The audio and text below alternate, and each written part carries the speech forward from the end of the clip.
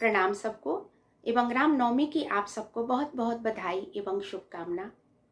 जैसा कि आप सबको पता है कि मैं अपने चैनल में 4 भाषाओं में गीत अपलोड करती हूँ, मैथिली, हिंदी, भोजपुरी और संस्कृत। रामनवमी के उपलक्ष्य में मैंने चैनल पर मैथिली और भोजपुरी में सोहर अपलोड कर दिया है। आप लोगों ने सुना भी है और उसे ढेर सारा प्यार भी दिया है, उसके लिए आप सबका हृदय से आभार। ऐसे ही अपना प्यार बनाए रखिएगा, इससे गाने वाले का उत्साह बढ़ता है।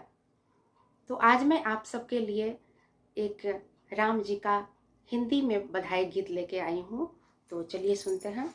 उम्मीद है ये गीत भी आप सबको अच्छा लगेगा।